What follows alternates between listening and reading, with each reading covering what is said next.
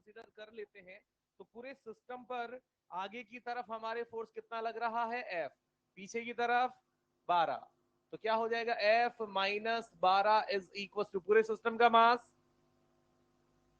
12 into acceleration 4, तो यहां से अपना आ जाएगा।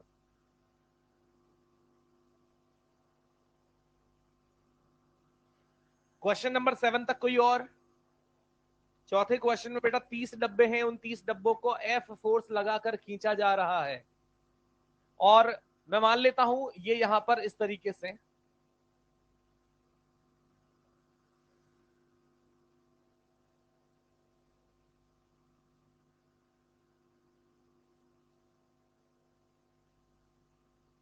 ये यहां पर इंजन F फोर्स लगा रहा है, ये पहला डब्बा, और ये इस तरीके से 30वां डब्बा, 29वां डब्बा, और यहां पर ये हो गया अपना 21वां डब्बा, 22वां डब्बा। अब मुझे पता है कि अगर मैं पूरे सिस्टम का एक्सेलरेशन निकालता हूं तो एक्सेलरेशन कितना हो जाएगा, अगर एक डब्बे का मास m है तो F बटे 30m,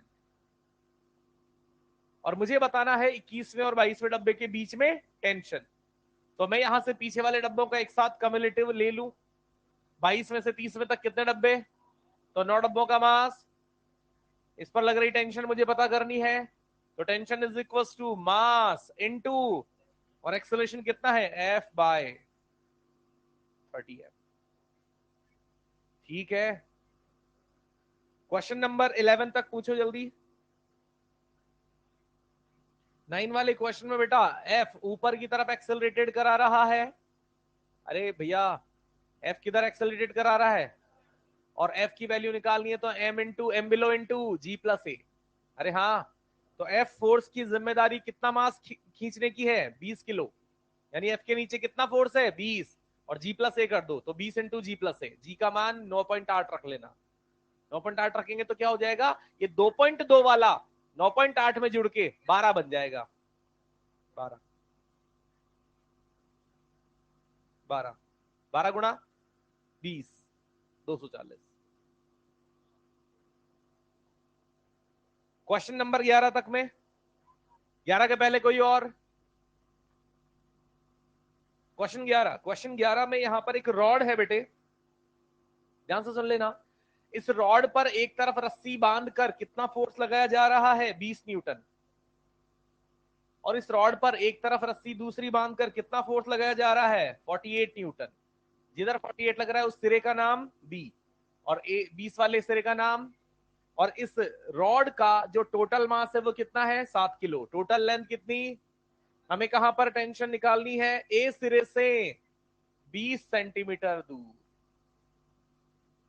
तो क्या यहीं से काटना पड़ेगा, यहीं से काट के इसी का फ्री बॉडी डायग्राम बनाना पड़ेगा, और इसी पॉइंट पर लग रही टेंशन हम जानना चाहते हैं, पीछे कितना लग रहा है 20, एक्सेलरेशन किधर होगा, जिधर ज्यादा फोर्स होगा, ज्यादा फोर्स किधर है 48 की तरफ, 48 माइनस 20 28, और इस रॉड का मास 7, तो 28/7 4 मीटर पर सेकंड स्क्वायर इसका एक्सेलरेशन है, और ये एक्सेलरेशन मैंने लिख दिया 4 मीटर पर सेकंड स्क्वायर, जिसमें आगे की तरफ वाली टेंशन मुझे पता करनी है, पीछे वाला 20 न्यूटन मुझे दिख रहा है, मेरे सामने मुद्दा यह है कि इसका मास कितना है, और मास निकालने की टेक्निक मैंने सिखाई है m/l गुणा 20 उस टुकड़े की लंबाई, ठीक है, m कितना है 7 किलो, l कितना है 70 सेंटीमीटर, और x कितना है 20 सेंटीमीटर से सेंटीमीटर, 0 से 0, 7 से 7, कितना आया 2 किलो भाई,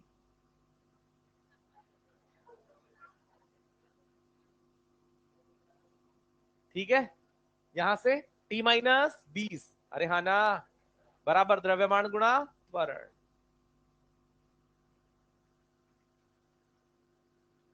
क्वेश्चन नंबर 14 तक, 13 के सेकंड में कहा है कि minimum upward acceleration of the man so that he can lift the block from the ground, ground से ब्लॉक को उठाने के लिए न्यूनतम कितनी टेंशन लगनी चाहिए,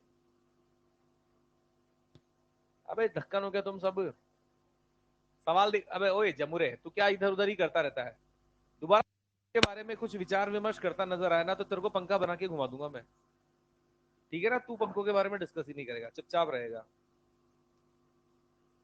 मुझे दोबारा से बताओ, जल्दी से इधर जवाब दो। इस ब्लॉक को अगर ग्राउंड से उठाना है तो टेंशन न्यूनतम कितनी आवश्यक है?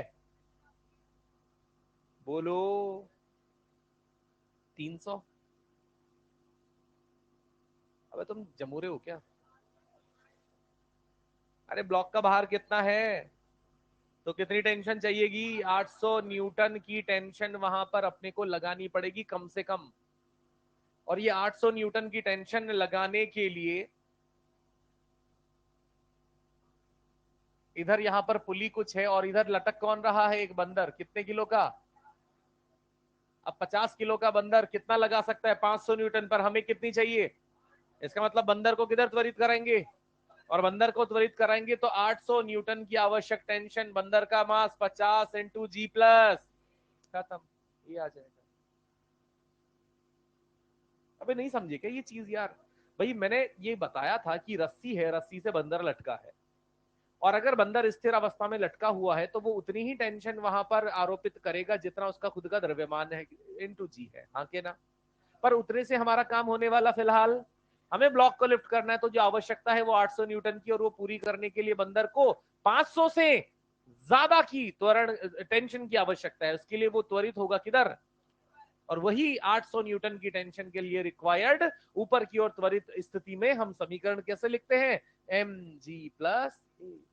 सब पता है, ए पता लग जाएगा।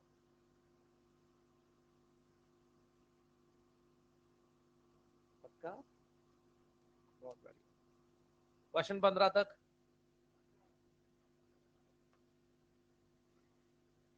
मालिक 14 में भी सेम ही बात कही है, थोड़ा सा अकल का भी इस्तेमाल कर लिया करो। यहाँ पर क्या कहा है? 20 किलो का आदमी है। सुनना मेरी बात को, एक रस्सी है, इधर देख लो ध्यान से। एक रस्सी है ऐसे करके, और एक 20 किलो का बंदर को यहाँ पर नीचे नीचे लटका हुआ है। रस्सी की लंबाई है 40 मीटर। ये बंदर यहाँ शीघ्र अतिशीघ्र ऊपर पहुंचना चाहता है। जितनी शीघ्रता से ऊपर पहुंचना चाहता है उसके लिए उतना ही ज्यादा त्वरण आवश्यक होगा, हाँ कि ना? पर त्वरण यहाँ पर बहुत ज्यादा नहीं ले जा सकता वो, क्योंकि रस्सी की तनन सामर्थ्य कितनी दे रखी है? 300 न्यूटन। यानी तनाव अधिकतम कितना उत्पन्न किया जा सकता है बंदर द्वारा? 300। यानी मैक्सिमम तनाव उत्पन्न किया जा सकता है टी बराबर 300। उसके लिए क्या लिखेंगे? बंदर का द्रव्यमान इनटू, अरे हाँ, ये 15, और यहां से कितना आ जाएगा? त्वरण ए बराबर 5 मीटर पर सेकेंड। बंदर का प्रारंभिक वेग, बंदर का त्वरण, क्या त्वरण नियत है? कितना विस्थापन चलना है? एस बराबर यूटी प्लस, खत्म। कि विस्थापन 40, यू 0, और समय मुझे पता लग जाएगा कितना न्यूनतम समय लगेगा। न्यूनतम समय कैसे पता लगा? क्योंकि हमने अधिकतम त्वरण इस्तेमाल किया। जितना ज्यादा त्वरण उतनी ही जल्दी वो गति पकड़ेगा, और जितनी जल्दी गति पकड़ेगा उतनी ही जल्दी उतने ही कम समय में ज्यादा से ज्यादा दूरी तय कर चुका होगा।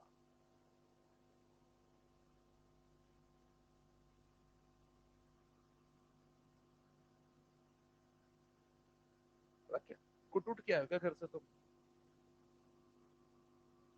समझ आ रहा है भैया? सवाल नंबर 14 तक में और कोई इसके पहले के डाउट बताओ। नो? 15 बोलो। 15। ध्यान से सुन लेना, कुछ भी नहीं करना। इस सवाल को अगर गौर से ध्यान से सुन समझ के महसूस करो तो एक आदमी ने रस्सी को पकड़ा हुआ है, और इस तरीके से इसलिए पकड़ा हुआ है कि ये निकाय गति नहीं करे। लिखा हुआ है, क्या लिखा हुआ है? निकाय साम्य अवस्था में रहे, यानी जो जहां जैसा है जस का तस बना रहे। और उसके लिए कितना कस के उस आदमी को वो रस्सी पकड़नी है, वो बल मुझे ज्ञात करना है। जितना कस के वो रस्सी पकड़ेगा उतना ही तनाव उत्पन्न होगा। यानी कुल मिलाकर मुझे ज्ञात क्या करना है? तनाव। अब इस पूरे निकाय को एक ही वस्तु मान लो। पूरा निकाय मतलब पुली से लेकर नीचे लिफ्ट तक को पूरा एक ही वस्तु मान लो। उसमें कौन भी आ गया? आदमी भी आ गया, लिफ्ट भी आ गया, पुली भी आ गई। और पुली के उस ऊपरी वाले धागे पर कितनी टेंशन लगती है? और आपने कहा निकाय क्या है? साम्य अवस्था में। तो ऊपर की ओर लगा बल बराबर ऊपर की ओर, और नीचे की ओर कैपिटल एम लिफ्ट का खुद आदमी का इंटू, नहीं है ना कठिन? पूरा निकाय साम्य अवस्था में, साम्य अवस्था में आदमी भी है, लिफ्ट भी है, और उन साम्य अवस्था वाली स्थितियों में लिफ्ट और वो आदमी क्या भार महसूस कर रहा है? गुरुत्वीय भार महसूस कर रहा है। और उसी गुरुत्वीय भार के लिए वहां पर पुली ने ऊपर की ओर बल लगा रखा है ना, कितना टूटी, वो टूटी ही इस पूरे निकाय को साम्य अवस्था में मेंटेन कर लेगा, अगर पर्याप्त तनाव वहां मौजूद है। उसी पर्याप्त तनाव की मौजूदगी के लिए हमने ऊपर लग रहे बल यानी तनाव बल टूटी को नीचे लग रहे भार बल से बराबर कर दिया। ओके, 16 भी पूछना होगा फिर तो जरूर। एक तो ठीक, 16 कितने लोगों से हो गया? 1 2 3 4 5 6 7 8 9 9:30 9 10 11 12 13 14 15 16।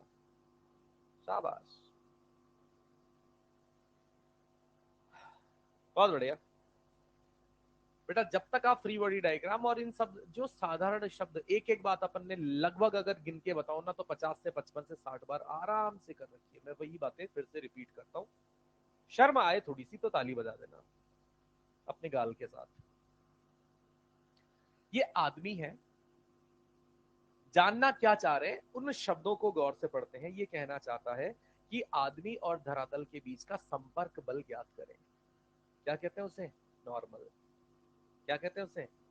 वो कहां लगेगा? आदमी के पैरों और धरातल के बीच। आदमी पर किधर लगेगा? पहला बल जो इस धरातल के संपर्क के कारण लग रहा है, दूसरा बल जो इस पर गुरुत्व के कारण लग रहा है, और तीसरा बल ये रस्सी को किधर खींचना चाहता है? अबे रस्सी को, अरे ब्लॉक को किधर फोर्स लगा रहा है? यानी ब्लॉक पर तनाव किधर? ऊपर। तो आदमी पर नीचे, ऐसे। यानी रस्सी जो कि खींचने का काम करती है, आदमी को किधर खींच कर लाने का प्रयास कर रही होगी? नीचे की ओर, और उस ब्लॉक को ऊपर की ओर। यही तनाव का कार्य है। ब्लॉक 20 किलो का ब्लॉक, देख लो ध्यान से, स्थिर अवस्था में कहा गया है।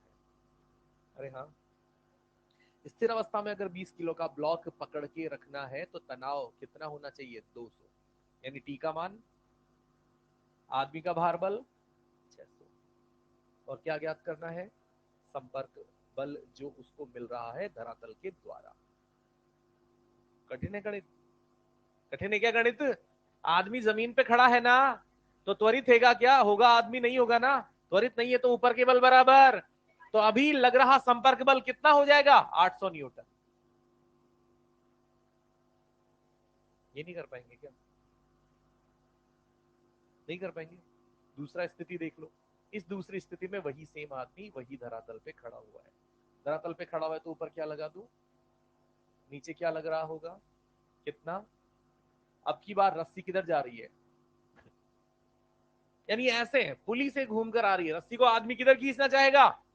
तो रस्सी आदमी को किधर खींचेगी? ऊपर। किस बल से? और ये टी कितना होना चाहिए? टी उतना होना चाहिए जितने से 20 किलो के ब्लॉक को रोक कर रखा जा सके। 200, तनाव 200 ही है। N2। अरे हाँ, बस। क्वेश्चन नंबर 19 तक बोलो जल्दी। वो सवाल जो था ना वो मैंने ध्यान से पढ़ा नहीं, उसमें इंग्लिश में शायद कुछ और है, हिंदी में कुछ और है। उसको अपन कर लेंगे डिस्कस में, तो बता देना, है ना? और काफी कुछ सवाल ऐसे हैं यार, उसका मेरे को समाधान समझ में नहीं आ रहा, जो अननेसेसरी है, जो अपन ने एक्चुअली अपने मॉड्यूल में से हटा दिए हैं। पर ये जो हिंदी का मॉड्यूल ट्रांसलेट होके आया है, ये बाहर बैंगलोर से ट्रांसलेट होके आया है। तो उसमें अभी भी ऐसे ऐसे क्वेश्चन है जिनका पिछले 28 सालों के इतिहास में नीट से कोई लेना देना नहीं रहा है। तो वो अपन हटवाने के लिए क्या करूं यार? मैं बैठ के एक एक सवाल थोड़ी ना कटवा पाऊंगा, कैसे करें उनका? टेलीग्राम में एक काम करता हूँ, या तो सुनना मेरी बात को, कि जो जो सवाल हटाना है, काटना है, या जो सवाल अपने को नहीं करना है, अपने लिए काम का नहीं है, एक पूरे पेपर पे अपन उनको लिखवा देते हैं कि ये फलाना पेज पर ऐसा ऐसा इतने नंबर का सवाल है, जो डिलीट डिलीट करके ऐसा, वो एक दो पेजों में लिखवा के फिर मैं वो डिस्ट्रीब्यूट करा देता हूँ। तो आप बैठ के घर पे अपने हिसाब से वो सवाल मॉड्यूल में से काट लेना। ताकि उनमें उलझोगे नहीं, क्योंकि वो कॉन्सेप्ट ऐसे हैं जो आज से 30 साल पहले कभी किसी दूसरे एग्जाम में आए होंगे, उनका पिछले 28-30 सालों में कोई इधर का रिकॉर्ड है नहीं। पैटर्न चेंज हुआ ही है, आप तो जानते ही हैं, 30 सालों में लगभग 6 बार पैटर्न चेंज हो चुका है। तो उनका अपने जो रेगुलर दैनिक दिनचर्या वाली जिंदगी, उससे कोई लेना देना नहीं है। वैसे सवालों के सभी पात्र और काल्पनिक, और सब घटनाएं काल्पनिक है वहां पे ऐसा। तो अपन उन कॉन्सेप्ट को टच कर भी नहीं सकते, क्योंकि उनका मतलब भी नहीं है, और इसीलिए वो हमने मॉड्यूल से हटा रखे थे। पर फिर भी वो कुछ महान मूर्तियां, जो व्यक्तित्व होते हैं ना ऐसे प्रतिभाशाली व्यक्ति, उन्होंने वैसा का वैसा ही छोड़ दिया है। मुझे तो कल जाके पता लगा जो कुछ गलतियां हैं वो कुछ तो, एक तो मैं बनाऊंगा इराटा, इराटा मतलब जो जो गलतियां हैं वो, उसके अलावा एक अपना जो डिलीशन वाली फाइल है, जो डिलीट कर दी गई फाइल्स जो क्वेश्चन है उनका, है ना, उनकी अपन मैं करता हूँ ये प्रोसेस, एक दो दिन में देखते हैं। ठीक है, अभी सिर्फ वो क्वेश्चन करना जो मैं टिक करवाता हूँ, है ना, उनके अलावा जो मैं नहीं टिक करवा रहा हूँ उनको छूना भी मत। क्वेश्चन नंबर 19 तक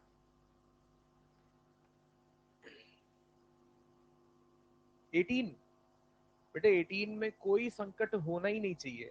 18 में 5 कड़ियां अपने को दी हुई है, 5 कड़ियों में से ये पूछ रहा है कौन सी कड़ी के बीच में, दूसरी और तीसरी कड़ी के बीच में, और दूसरी गिननी कहां से, ऊपर से, पहली, दूसरी, तीसरी, चौथी, पांचवी, और दूसरी और तीसरी कड़ी मतलब यहां से। क्या बताना है, तनाव, तनाव के लिए मतलब किससे होता है, नीचे वाले से, और किस त्वरण से ये त्वरित है, बोलो। तो क्या हो जाएगा, तनाव T बराबर m बिलो, हर कड़ी का द्रव्यमान कितना है, 0.1, तो तीनों का इंटू जी प्लस ए कितना, 3। तो आसान है यार सवाल।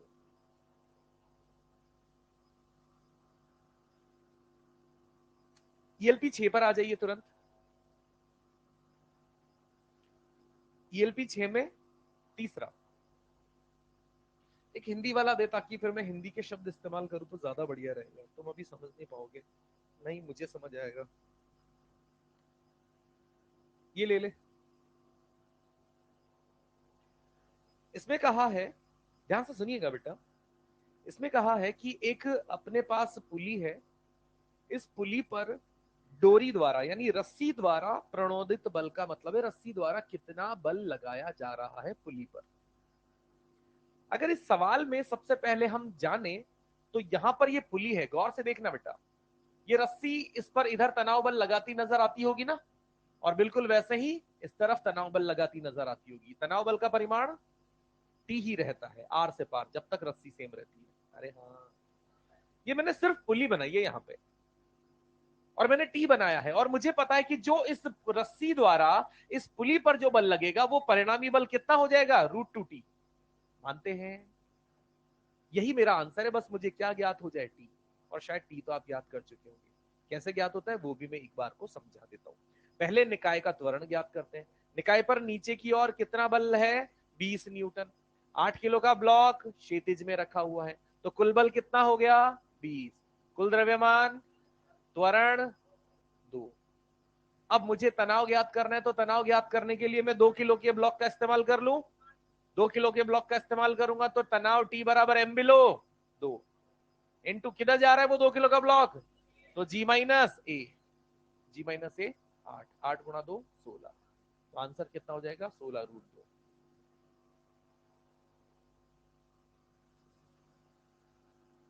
ठीक है, इसके अलावा यहां पर क्वेश्चन नंबर 4 तक, ईएलपी 6 में 4 तक कोई दुख। क्वेश्चन 5, 6, 6 में क्या बोला है बेटा, लिफ्ट के फर्श द्वारा 10 किलो के ब्लॉक पर लगाया गया बल। अब आप जानते हैं कि अगर ये लिफ्ट है, ये 10 किलो का ब्लॉक, शांति से सुन लेना, ये 10 किलो का ब्लॉक है और ऊपर 5 किलो का ब्लॉक है। हम जानना क्या चाहते हैं कि इस 10 किलो के ब्लॉक पर लिफ्ट द्वारा लगाया गया बल, हाँ कि ना, यानी इस सतह पर लगने वाला संपर्क बल। और मैंने ये बात कई बार कही है कि जब हम रस्सियों की बात करते हैं तो जिस बिंदु पर जानना चाहते हैं उसके नीचे के द्रव्यमान काम आते हैं, और अगर संपर्क बल की बात करते हैं तो उसके, तो इस सतह के ऊपर कितना द्रव्यमान, 15, और ये लिफ्ट किधर जा रही है, तो जी प्लस 15 गुणा जी प्लस खत्म। नहीं, क्वेश्चन 9 तक बोलो। 7, 7 ही तो था ये। अच्छा, 7 में क्या पूछा है? 8 kg के डब्बे पे क्या संपर्क बल पूछा है या परिणामी बल पूछा है? परिणामी बल पूछा है, तो परिणामी बल बराबर द्रव्यमान गुणा, अरे एफ नेट बराबर द्रव्यमान गुणा, किस ब्लॉक की बात कर रहा है? तो 8 kg का द्रव्यमान 8, त्वरण लिफ्ट का कितना है? 4, 8 गुणा 4 32। हाँ के ना? परिणामी बल, जब भी हम किसी चीज पर सोचते हैं तो परिणामी बल उस वस्तु के द्रव्यमान गुणा त्वरण के बराबर होता है। यहाँ कोई सतह का संपर्क बल पूछने के बजाय परिणामी बल ही पूछ लिया है, और परिणामी बल पूछने के लिए उसने त्वरण खुद ने दे दिया है। तो फिर तो मजा है ना अपने को। जिस जिस वस्तु की बात करनी है उसी वस्तु का द्रव्यमान उसी वस्तु के त्वरण से गुणा होकर सदैव उस वस्तु पर लग रहे परिणामी बलों के बराबर ही होता है। हाँ, क्वेश्चन 8 तक। क्वेश्चन 9, चलिए 9 भी कुछ सेम ऐसा ही आइडिया है बेटा, है ना? एक बार मैं बता देता हूं, ध्यान से सुन लेना। क्वेश्चन 9 में क्या कहा है? एक तो इस प्रकार से अपना नत्तल है ना, जिसमें आप देख पा रहे हैं दोनों तरफ के कोण कितने हैं, दोनों तरफ के द्रव्यमान क्या है? सेम, हाँ के ना? तो इधर mg sin थीटा और इधर mg sin थीटा क्या होगा? सेम। सेम होगा तो कुल बल क्या हो जाएगा? कुल त्वरण क्या हो जाएगा? यानी निकाय जहां है वैसा का वैसा ही बना रहेगा। गौर से सुनना, साधारण सी बात, बहुत सिंपल सी बात है। तो मैं क्या कर सकता हूं, इस पर लग रहा तनाव ज्ञात करने के लिए, क्योंकि ये भी साम्य अवस्था में है, ये भी साम्य अवस्था में है, तनाव में यहां से भी ज्ञात कर सकता हूं, तनाव में यहां से भी ज्ञात कर सकता हूं। मैं फिलहाल इसका इस्तेमाल करके नीचे की ओर बल लगा देता हूं। द्रव्यमान है एम जी साइन थीटा, तो तनाव टी का मान हो गया 50√2 न्यूटन। अब सुनते जाना। इसके पहले ए सवाल में पूछा है चरखी पर डोरी द्वारा प्रणोदित बल। सिर्फ किसके द्वारा? डोरी द्वारा। और डोरी यहां पर इधर क्या आरोप है? मैं चरखी इधर बना देता हूं, मतलब पुली बना देता हूं। इधर डोरी क्या लगा रही है? इधर क्या लगा रही है? दोनों के बीच में कोण कितना होगा? क्योंकि ये 45 और ये भी, तो बचा हुआ शेष कोण, अब दोनों 90 है तो यहाँ परिणामी क्या हो जाएगा? √2t। और t कितना है? 50√2। 50√2 को किससे गुणा करोगे? √2 से। तो क्या यहां पर चरखी पर डोरी द्वारा आरोपित बल 100 न्यूटन पता लग जाएगा? कोई कठिनाई हो तो बात करो। नहीं, ये मैंने इसलिए छोड़ा था, मुझे लगा था शायद दिमाग लगा लोगे आप। बता रहा हूं। इसके बाद आप आ जाइए इसके बी वाले सवाल पर। इसके बी वाले सवाल में क्या कहा है? अभी तो पहला ए वाला सवाल दोबारा से पढ़ना चाहो तो पढ़ लो। क्या पूछा है? उस चरखी यानी पुली पर रस्सी द्वारा, और रस्सी जो बल लगाती है कौन सा? तनाव बल। तो तनाव बलों का परिणामी मैंने निकाल लिया।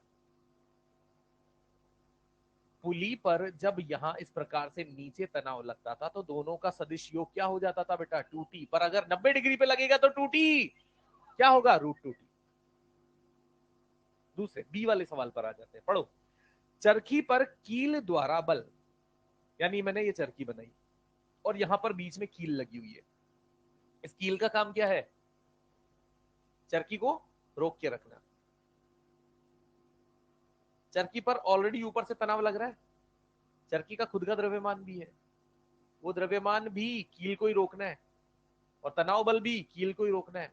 हाँ के ना? अब तनाव कितना लग रहा है? कील को, इसका द्रव्यमान कितना है? 3 kg। ये खुद कितना लगाएगी? 30 न्यूटन, और 130 आ जाएगा। हाँ के ना? दोनों जुड़ेंगे ना यार। पुली का भी तो द्रव्यमान है, वो भी तो सारा का सारा भार चरखी उस कील को ही झेलना है। ये चीज है। क्वेश्चन 12 तक। 12 तो नहीं बताऊंगा यार, 11 जरूर बात कर सकते हैं। 11, चलिए देखो बेटा, इसके भी लगभग एक बात को 5 से 7 बार अपन कर चुके हैं। गौर से सुनिएगा मेरी चीजों को। हमने क्या कहा कि जब कभी भी किसी निकाय में कोई द्रव्यमान ऊर्ध्वाधर लटकता है तो बाह्य बल के रूप में वो गुरुत्वीय बल mg महसूस करता है। अगर कोई द्रव्यमान नत्तल पर लटकता है तो बाह्य बल के रूप में वो mg, तो यही चीज यहां पर कही गई है कि एक तरफ इस नत्तल के एक तरफ एक ब्लॉक तो यहां नत्तल पर लटका हुआ है 37 डिग्री के कोण पर, और एक दूसरा ब्लॉक सीधा लटका हुआ है 2 किलो। तो इसको इस तरफ नीचे की तरफ खींचकर लाने के लिए जो जिम्मेदार बल है, एक तो इस पर लग रहा 20 न्यूटन और इस 5 केजी के 37 डिग्री पर लग रहा 30 न्यूटन। अरे हाँ, 30 कैसे निकाला, mg sin। तो कुल इधर की तरफ इसे त्वरित कराने वाले बल कितने हो गए, 30 और 20, और इधर की तरफ रोकने वाले बल कितने हो गए, 3 किलो का ब्लॉक है तो 30 न्यूटन। अब बताओ जीतेगा कौन? तो त्वरण क्या आ जाएगा, कुल बल 20/10, 2 मीटर पर सेकेंड स्क्वायर। इसमें किसी को आपत्ति हो तो अभी के अभी बोल दे।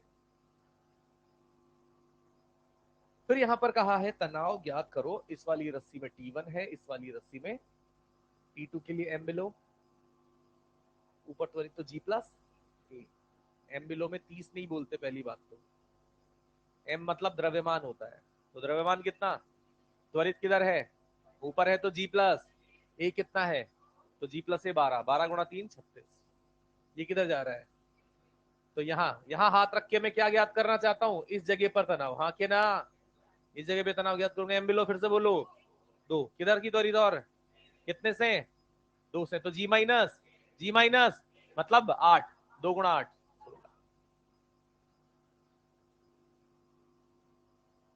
हो पाएगा। ईएलपी 7 में पूछ लो कोई डाउट, ईएलपी 7 में,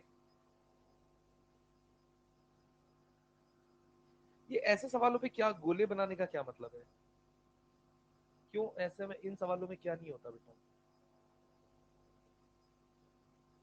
तो क्यों नहीं करे, अब जब नहीं हुआ था, जब पढ़ाया तब करो ना फिर। चलिए मुझे आप बताइए ईएलपी 7 में क्वेश्चन नंबर 4 तक में कोई डाउट, बिल्कुल सिंपल बेसिक सवाल है। क्वेश्चन नंबर 5 हो जाएगा, निकाय विराम अवस्था में रखना है, दोनों तरफ के बल बराबर कर देना। क्वेश्चन 6 बोलो, 6, 6 का चौथा, चौथे में बेटा स्प्रिंग बैलेंस कहाँ लग रहा है, पता लग रहा है, स्प्रिंग बैलेंस दिख रहा है ना 6 में, चौथे में सॉरी, 6 के चौथे में स्प्रिंग बैलेंस दिख रहा है ना, उसी बिंदु पर क्या ज्ञात करना है, तनाव, उसी बिंदु पर क्या ज्ञात करना है, एम बिलो कितना है 5, त्वरित किधर है लिफ्ट, तो जी प्लस, जी प्लस है मतलब 14 गुणा 5 70। अरे गलत है क्या भाई, यही तो कर रहे हैं अपन इतने दिनों से, बाबूशाय अभी संतुष्ट नहीं हुआ वो जवाब से का, हाँ तो बताना होता है कि सर हाँ समझ में आ गया सर। 6 तक बोलो पहले तो, ध्यान है ना, कोई भी छोटा मोटा संकट है तो पहले तो उसको अपने स्तर पर सुलझाने की कोशिश करें, हम बहुत आसान सवाल ही छोड़ रहे हैं, बाकी हर अच्छे सवाल को तो हमने आपने पूछ ही लिया है मेरे से। क्वेश्चन 7 की बात कर लेते हैं। 7 में क्या है बेटे, 4 और 2 किलो का द्रव्यमान है, सिंपल सी बात है, 60 ऊपर फोर्स लग रहा है, तो दोनों तरफ रस्सियों में तनाव समान होगा और 30-30 होगा। अब 30 का तनाव 4 किलो के ब्लॉक को ऊपर ले जाएगा और 2 किलो के ब्लॉक को आके ना, अब कितने त्वरण से जाएगा ये आप कुल बलों से देख लेना, जैसे 4 केजी वाले ब्लॉक पर देखो तो ऊपर कितना लगा, नीचे कितना लगा, कुल बल किधर आया, तो 10/4, 2 किलो के द्रव्यमान पर ऊपर कितना 30, नीचे कितना 20, गुरुत्वीय वाला 20, कुल बल बटे द्रव्यमान, उसका त्वरण आ जाएगा। क्वेश्चन 8, 8 पूछते हैं, चलो 8 को सुन लो, ऐसे ही सुन लो। 8 में समस्या क्या है, जानना जानना क्या चाहता है, वो जानना चाहता है कि एक बल ऊपर एफ लगा रहा हूं, ऐसे हो गया, ये यहाँ पर एक पलड़ा रखा है, ये एक पलड़ा रखा है, दोनों का एक का द्रव्यमान 10, एक का 5, और एक तराजू टाइप से है, और वो तराजू हम ऊपर की तरफ उठा रहे हैं। पहले दोनों द्रव्यमान भारी है, तो जब हम कम फोर्स लगाएंगे तो वो तराजू उठेगी नहीं, तो इसमें कहा गया है कि धीरे धीरे एफ बल को बढ़ाया जाए। एफ बल जैसे जैसे जैसे बढ़ाया जाएगा, इसका क्वेश्चन का टारगेट पढ़ लो, क्या चाहता है ये?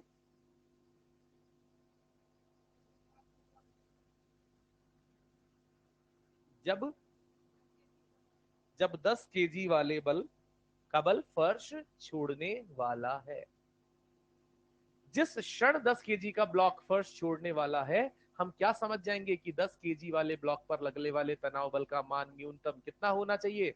100। मानते कि नहीं मानते? 100 से अगर कम है तनाव बल तो वो ब्लॉक फर्श 100 और 100 से ज्यादा होने पर वो फर्श को छोड़ने की तैयारी कर लेगा। तो एग्जैक्टली हमें क्या पता लग गया रस्सी में तनाव बल? अरे हाँ, अगर रस्सी में तनाव बल दोनों तरफ 100 और 100 है तो ऊपर एफ। तो पहला सवाल तो जवाब मिल गया, एफ कितना होगा उस क्षण पे? 200। अबे यार, सब चप, भाड़े के टट्टू सारे के सारे। जवाब देना कोई चाहता नहीं है, बैठे बैठे मुंह बिगाड़ के बैठे रहते हो बस, ऐसे इसको कूट काट के भेजा है घर से। देखो बेटा, हम इस ब्लॉक को उठाना चाहते हैं यहां से, तो तनाव आरोपित करना पड़ेगा। तो न्यूनतम तनाव टी मिनिमम जो यहाँ इस ब्लॉक को उठाने के लिए होना चाहिए 100। और अगर यहाँ यहाँ वो तनाव सेम होना चाहिए तो उस हिसाब से यहाँ पर तनाव बल एफ 200 होना है। अब ऑटोमेटिक ये सारा टेंशन यहां लगेगा कि नहीं लगेगा? इस ब्लॉक पर ऊपर कितना बना दूं, नीचे कितना बना दूं, तो ये ऊपर की ओर त्वरित होगा कि नहीं होगा? तो त्वरण बराबर कुल बल 100 माइनस 50/5, खत्म।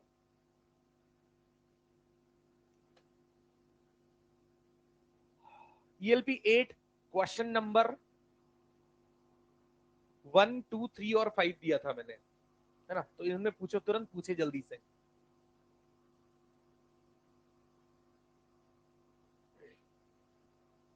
वन वन खड़ा हो जा।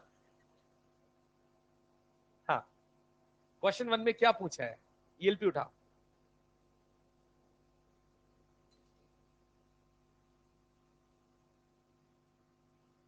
पूछा क्या है? मुझे पूरी कहानी नहीं सुननी, पूछा क्या है?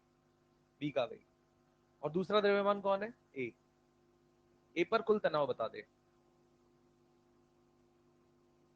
अगर बी पर तनाव टी है, बी पर तनाव टी है, तो ए पर तनाव बता। दोबारा दोबारा।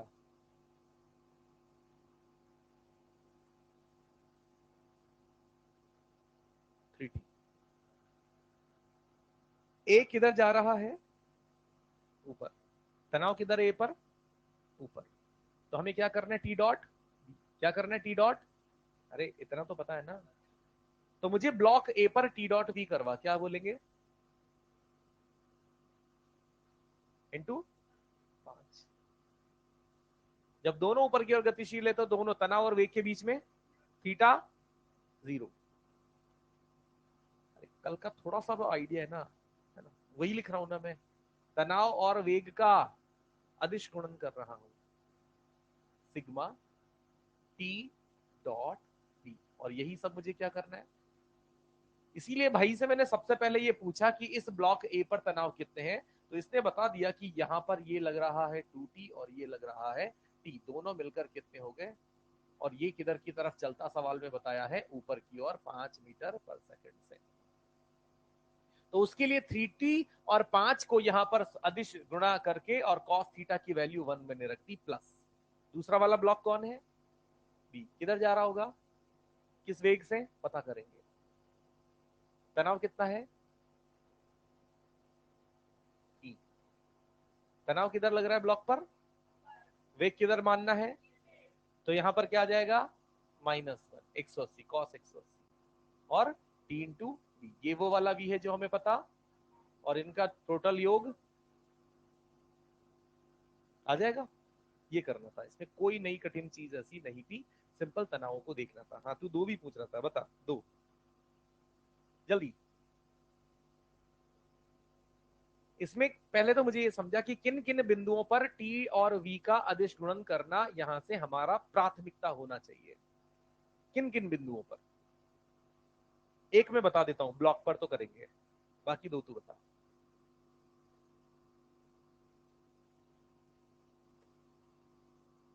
ऐसे थोड़ी ना चलता है बेटा।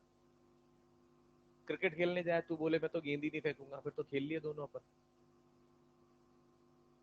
तो फील्डिंग तो तू ही लेगा ना, मेरी तो बैटिंग आएगी। बड़ा होना तेरे से थोड़ा सा, तो बता।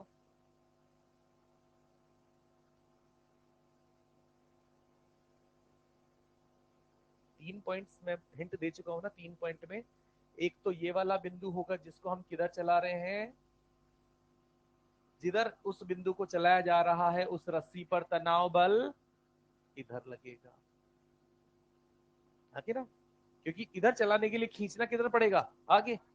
इधर खींचना पड़ेगा तो रस्सी किधर बल लगाएगी, हम पर, पीछे। पहली चीज। दूसरा, दूसरा सिरा पकड़ लो, जो किधर जा रहा है, नीचे। कितने से, इस पर भी तनाव बल किधर लगेगा, ऊपर। दोनों सिरों को, एक को इधर खींच रहा हूं, एक को नीचे खींच रहा हूं, दोनों सिरों को जब मैं खींच रहा हूं तो ब्लॉक देखो, ये ब्लॉक किधर की तरफ उठेगा, ऊपर, क्योंकि ब्लॉक वास्तव में उन्हीं से जुड़ा हुआ है।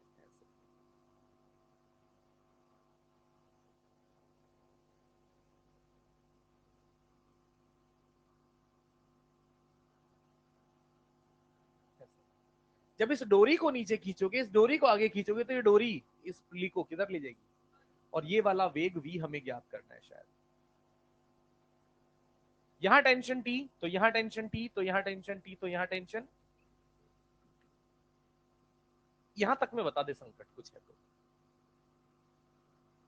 ढंग से सोच के बता कि सर हाँ यहाँ पे हम T अगर मान लेते हैं तो समस्त पूरी रस्सी पर यहां से यहां तक आर पार T बनी रहेगी, पर यहाँ T और T जुड़ के, और ये ब्लॉक ऊपर की तरफ क्यों चलता मुझे मानना पड़ा, क्योंकि शायद मैं ऐसा कुछ महसूस कर पा रहा हूं कि अगर उस सिरे को उधर खींचा जाए, इस सिरे को इधर खींचा जाए, तो इधर से रस्सियां ऊपर की ओर गति करती नजर आएंगी, यानी ये ब्लॉक ऊपर की ओर, जिस पर तनाव। अब मुझे पता है पुलियां तो द्रव्यमानहीन है, तो यहाँ कुछ काम मुझे मुझे काम कहाँ कहाँ करना है, जहां पर वास्तव में तनाव बल कार्य कर रहा है, जहां विस्थापन है, एक यहाँ, एक यहाँ और एक यहाँ। अब बताओ वहां क्या लिखो, टी डॉट वी लिखना है, बोलो बेटा।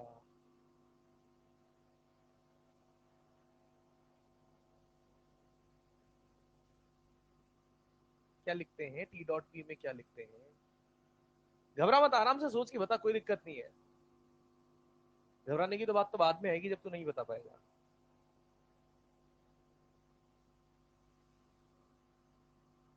यार डॉट प्रोडक्ट, यार भाई कौन सी बड़ी चीज पूछ रहा हूँ, डॉट प्रोडक्ट में क्या लिखना होता है, दो सदिश कौन कौन है, टी और, उन दोनों के बीच का कोण कितना नजर आ रहा है, यहाँ, यहाँ, जीरो, क्योंकि यहाँ तनाव भी ऊपर और विस्थापन यानी वेग भी ऊपर। वहां बोल क्या लिखें,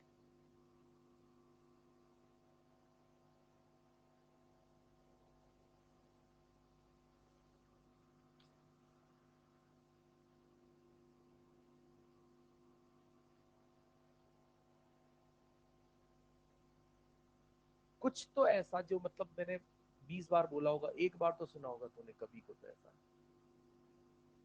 क्या लिखते हैं वहां पे, डॉट प्रोडक्ट कैसे करते हैं भाई, मैकेनिक्स वाला काम मैं कर चुका हूँ, आपको सिर्फ क्या करना है अभी, डॉट प्रोडक्ट। डॉट प्रोडक्ट का फॉर्मूला भी मैं बता देता हूँ, ए बी कॉस थीटा।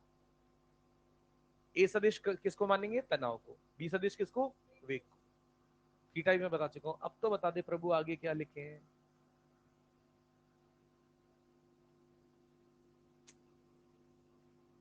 बैठ जा,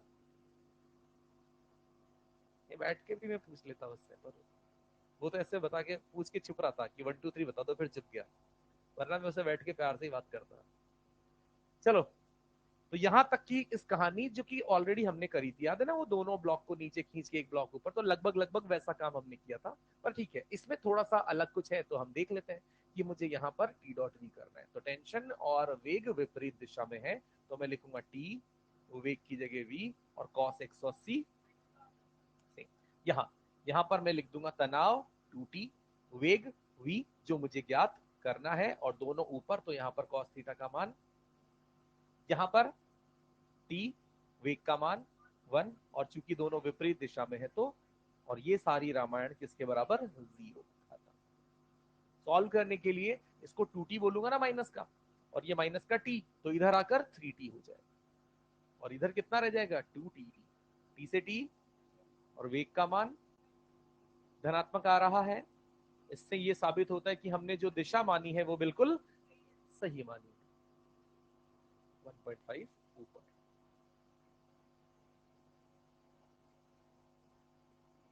तीसरा वाला तो करेंगे ना यार, कोशिश करना बेटा, होना चाहिए।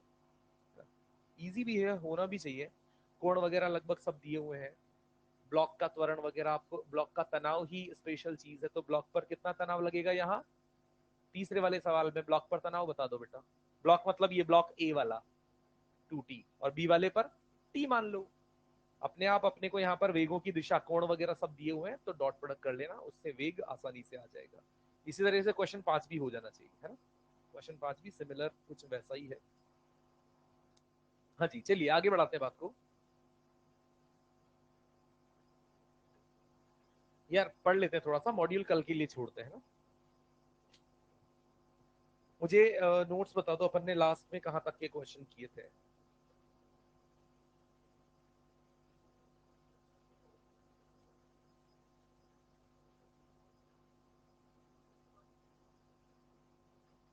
ठीक है।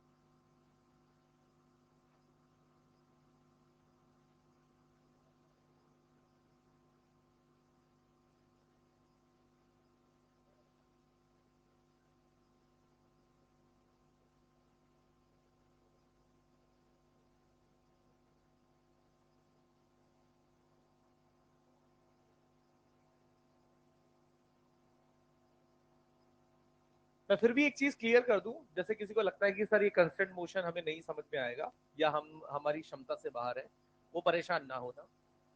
ये वैसा कॉन्सेप्ट है कि ठीक है, अगर अपने को, क्योंकि इनकी कुछ एक आध दो जगह पे आवश्यकता पड़ती है मैकेनिक्स में आगे, तो समझ आता है तो ठीक, नहीं आता तो भी ठीक। स्पेशली इससे डायरेक्ट क्वेश्चन नहीं पूछा जाता है ना, इतनी बात के लिए तो आप निश्चिंत रहिए। पर ठीक है, कभी चैप्टर में अच्छी चीजें होती है तो उनको सीखना भी हमारा दायित्व बनता है। जितनी कोशिश हम कर सकते हैं वो करनी चाहिए। नहीं आता है तो उससे अपने को, ऐसा नहीं कि मुझसे आगे कोई सवाल या कोई कॉन्सेप्ट अब आगे नहीं होगा, ऐसा कुछ भी नहीं है। कॉन्सेप्ट, सवाल और जो पैटर्न पूछे जाएंगे वो वही सिमिलर होंगे जो अब से अपन पहले कर रहे थे। ये थोड़ी सी हटके एक चीज बनती है, इसीलिए अपन इसको जनरली डिस्कस करना चाहते हैं। उसी सीक्वेंस में मैं आपको आगे लेकर आता हूं। चलित घिरनी में बंधित गति, constant motion in movable pulley. इसका मतलब क्या है समझिएगा। अभी तक अपन जो बात कर रहे थे ना वो कुछ ऐसे थी कि हमारी एक पुली ऐसे होती थी, ये ऊपर छत से टंगी होती थी, इधर कोई ब्लॉक होता था, इधर कोई दूसरा ब्लॉक होता था, और मुझे पता होता था कि अगर मैं इसको यहाँ पर किसी A1 त्वरण से नीचे खींचता हूं तो ये भी उसी समान A1 त्वरण से ऊपर की ओर गति करेगी, क्योंकि यहाँ पर ये घिरनी मूव नहीं कर रही थी, ये फिक्स थी।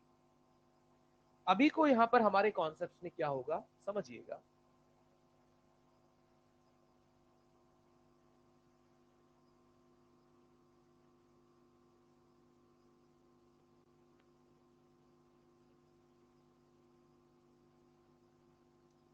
हमारे कॉन्सेप्ट में कुछ इस तरीके की अब बातें हम यहाँ पर करना चाहते हैं, और इसमें हमें यहाँ पर देखना क्या होगा, शांति से बनिएगा, कि ये पुली तो हमने सीधी छत से जोड़ दी है, और ये जो धागा, ये रस्सी जो जा रही है, इस रस्सी पर एक पुली लटका दी।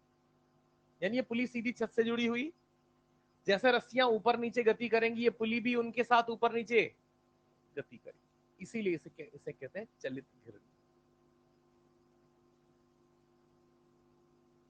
इस पुली के साथ ये ब्लॉक कनेक्टेड है और इस ब्लॉक के साथ ये पुली कनेक्टेड है, मतलब ब्लॉक से इन रस्सियों से पुली लटकी हुई है। तो यहां पर डायरेक्ट इस वाले ब्लॉक का कनेक्शन और इस वाले ब्लॉक का कनेक्शन एक सेम रस्सी से नहीं है। रस्सी सेम कहां से कहां तक है, यहां। ये सेम रस्सी यहाँ यहाँ यहाँ, ये समान रस्सी है ये वाली, और ये वाला इस दूसरी सफेद कलर की रस्सी से जुड़ा हुआ ब्लॉक है। समान रस्सी से जुड़ा होता तो दोनों का त्वरण क्या होता, सेम। यहां पर दोनों का त्वरण सेम नहीं होगा, तो किसी एक का त्वरण यहाँ पर m1 का a1 और m2 का a2, और यहाँ पर इस वाली रस्सी में तनाव t, तो अपने आप यहाँ t t t t, तो यहाँ पर तो हमें यहाँ पर ज्ञात जो करनी होती है, अज्ञात राशियां मेरे पास a1 होती है, a2 होती है और तनाव t होता है। इन तीन चीजों पर मैं दिमाग लगाना चाहता हूँ। पहले त्वरण दोनों ब्लॉकों का क्या होता था, सेम, इसीलिए मेरे पास अज्ञात दो ही चीजें होती थी, एक तो त्वरण और एक तनाव। त्वरण और तनाव दो अज्ञात ज्ञात करने के लिए मेरे पास दो समीकरणों की जरूरत होती थी, है ना। दो अज्ञात मतलब दो समीकरणों को अगर मैं पता लगा लेता था तो मेरा काम हो जाता था। और दो समीकरण पता है कैसे बनती थी, दो समीकरण यूं बनती थी, इस ब्लॉक के लिए एक समीकरण बना लेता था, टी बिलो टी बराबर M below into G plus ए या जी माइनस ए, ऐसे ही यहाँ पर टी बराबर M below into G plus ए या जी माइनस ए, दो समीकरण बनते ही मेरा काम तुरंत हो जाता था। उन अज्ञातों को मैं पता कर लेता था। अब यहाँ पर हमें क्या करना है, मुझे तीन अज्ञातों के साथ डील करना है। तो बात अभी तक हमारी शुरू नहीं है, हमें क्या करना है इस बात को गौर से समझना। भाई सुनना थोड़ा सा तो समझ में आएगी ये चीजें, कोई कठिन कुछ भी नहीं है, बस जो मैं कहना चाहता हूँ जो सिखाना चाहता हूँ कम से कम उस चीज को फॉलो करें। हम यहाँ पर अज्ञात चीजों को जानने के लिए, एक तो आपको पता है वो चीज तो कि मैं यहाँ पर हाथ रख के आराम से टी का मान लिख सकता हूँ, M below into G plus ए या जी माइनस ए। यहाँ पे भी टू टी का मान लिख सकता हूँ, M below into G plus ए जी माइनस ए। मेरे लिए सबसे बड़ी संकट है तीसरी समीकरण।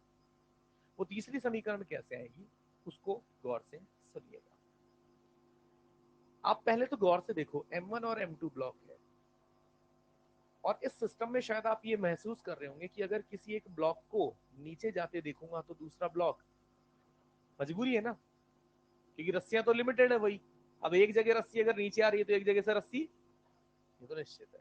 अब किसको ऊपर चलाएं किसको नीचे चलाएं, ये मान लेना यहाँ पर कोई भी कुछ भी कहीं भी माना जा सकता है।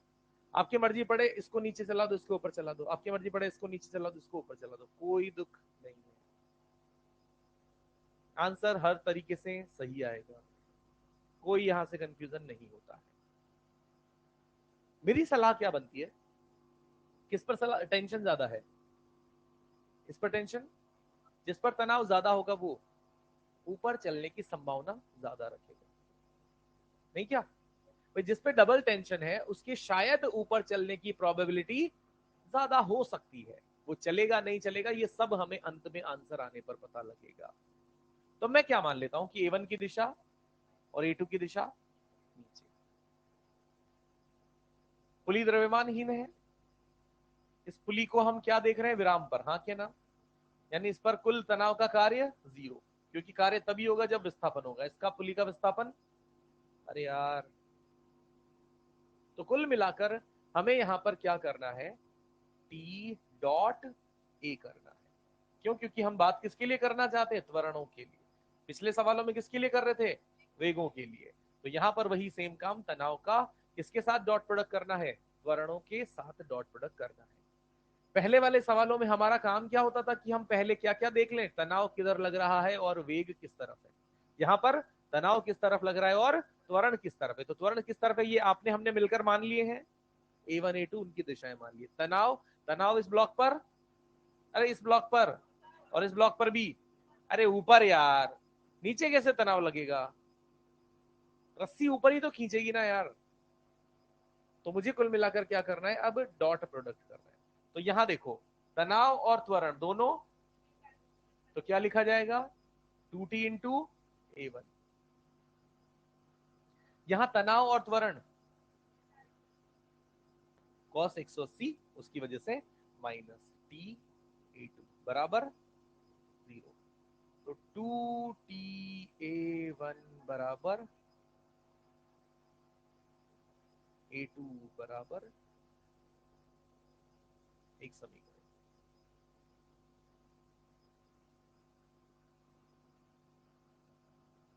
यहां दुखो तो वो पूछे कि सर ये क्या कैसे किया, या तनाव कैसे माना, या त्वरण कैसे माना, ऐसा सवाल पूछे इनमें आपको कोई संकट लग रहा हो तो। यहां मैं कहना चाहता हूं कि बेटा दोनों वस्तुएं एक साथ एक ही रस्सी से जुड़ी हुई, इसीलिए उन दोनों में त्वरण, इसीलिए मुझे पता भी लग जाएगा, पर मेरी जिम्मेदारी है कि मैं उन्हें सेम तो नहीं मान सकता, अलग अलग मानना पड़ेगा। अंत में अगर वो सेम आ जाए तो बड़ी बात है, और वैसे नहीं आएगा ये मैं इंश्योर कर दूं। तो इसीलिए मैंने M2 का त्वरण A2 और M1 का त्वरण A1 मान लिया। इसमें किसी को आपत्ति? no। जो एक सिंगल रस्सी थी उसमें तनाव मैंने T माना, तो अपने आप इस दूसरी वाली इस रस्सी में तनाव क्या आ गया?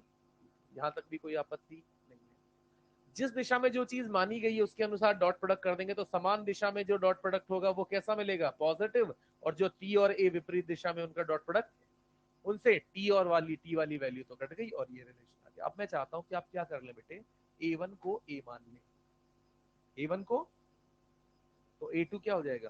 2A। अरे हाँ, अब आप क्या करें, ध्यान से सुने, यहां हाथ रखें। यहां हाथ रखने से क्या मिलेगा रस्सी में तनाव? अरे इस वाली में टी है ना, तो टी ही तो मिलेगा ना। क्या कॉन्सेप्ट होगा? M below. और ये किधर जा रहा है? तो जी माइनस 2A। समीकरण उधर, यहां हाथ रख ले, सफेद वाली रस्सी पर हाथ रखें। टी नहीं बेटा, 2T बराबर किधर की तरफ त्वरित है, तो क्या हो जाएगा?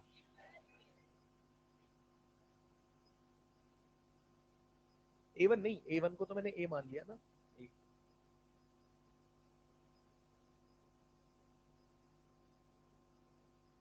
यहीं से हम कुछ कैलकुलेशन, कुछ सॉल्यूशन, जोड़ बाकी गुणा भाग कर करा के त्वरण ए का मान निकालते हैं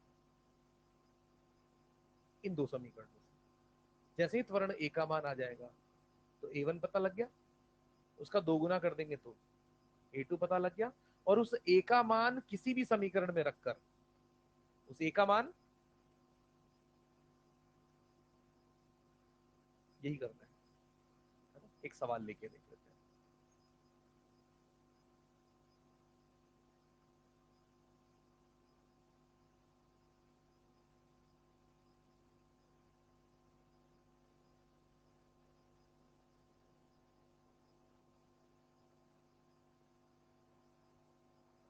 घबराना मत, बस मैं ये कहना चाहता हूँ कि कुल मिला के इस पूरी प्रक्रिया में कैलकुलेशन बहुत कठिन नहीं बनेगी, बस आप घबराना मत, पेन रुकना नहीं चाहिए कि यहाँ अब क्या लिखूं या कैसे लिखना है। वही सिस्टम की सारी बातें वही है जो हम पहले से करते आ रहे हैं। ये हमने पहले इस पर कई सारे सवाल किए हैं, कब G+A कब G- से करना है, और ये चीज हम कल से बात कर रहे हैं कि कैसे डॉट प्रोडक्ट तनाव के साथ करके A1 A2 निकाले जाते हैं, है ना। मैं यहाँ पर कुछ मान लिखता हूँ ताकि आपको कैलकुलेशन करने में मजा आएगा, वैसे, है ना। तो मैं बात कर लेता हूँ कि इस वाले ब्लॉक का नाम ए दे देता हूँ, इस वाले ब्लॉक का नाम बी दे देता हूँ। तो मैं चाहता हूँ कि आप एक्सेलरेशन ए का निकालें, एक्सेलरेशन बी का निकालें, और तनाव यहाँ जो मैंने टी लिखा है वो निकालें। और ब्लॉक एक्सेलरेशन ए का द्रव्यमान अपन ले लेते हैं,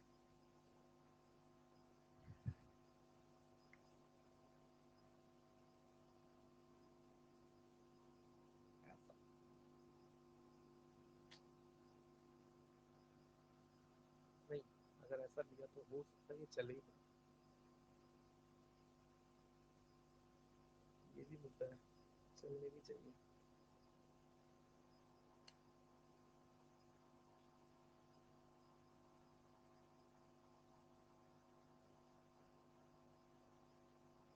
1 किलो।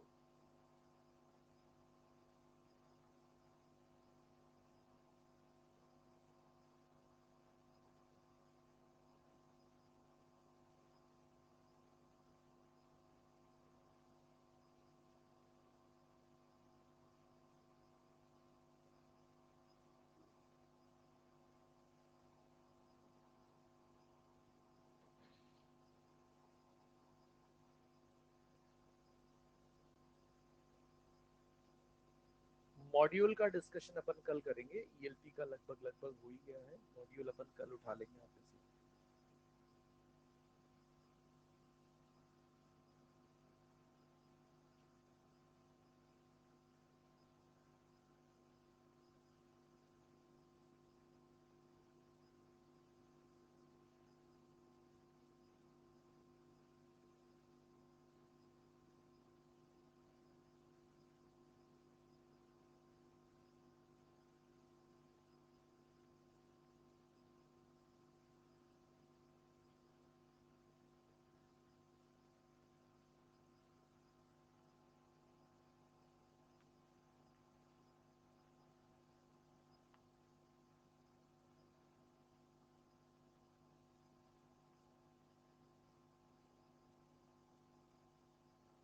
घबराएगा नहीं, बिना हिचकिचाए जो प्रोसेस हमने सीखी है वो फॉलो करते जाए। सारी चीजें आपके सामने लिखी हुई है, कैसे कैसे क्या क्या करना है।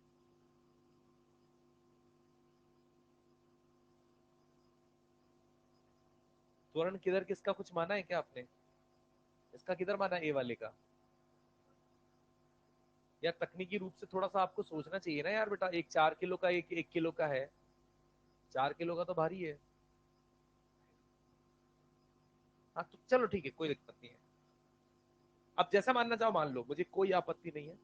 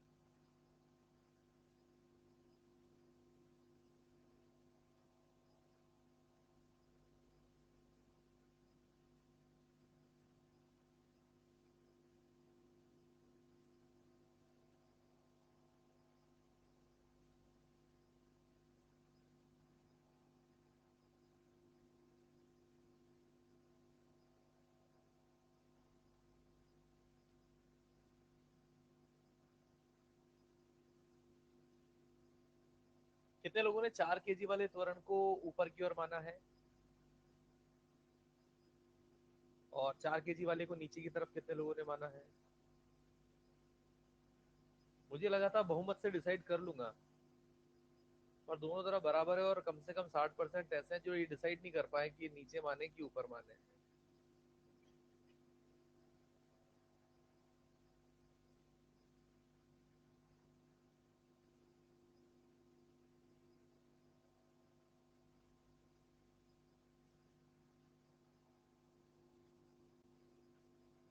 देखते हैं, मुझे आंसर नहीं पता, मैंने रैंडम डेटा लिखा है।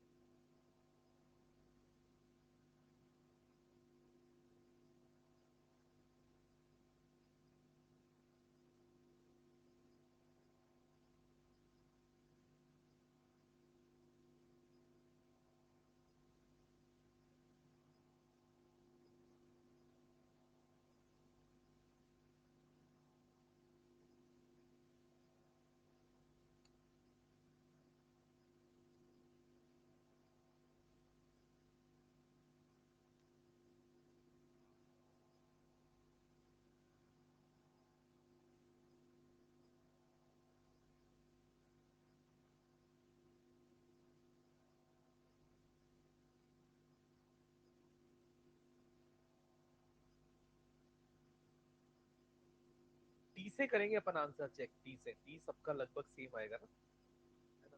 तो टी सब निकाले तनाव। A1 A2 तो कोई ऊपर बोलेगा कोई नीचे बोलेगा, दिमाग खा जाओगे। टी से बात करेंगे।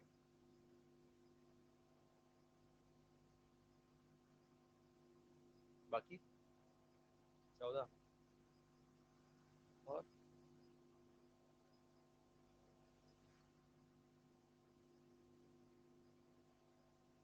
ये कैसा तरीका है आंसर आने का यार?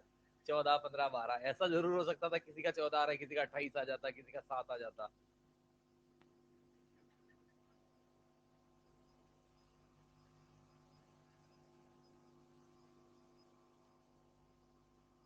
12।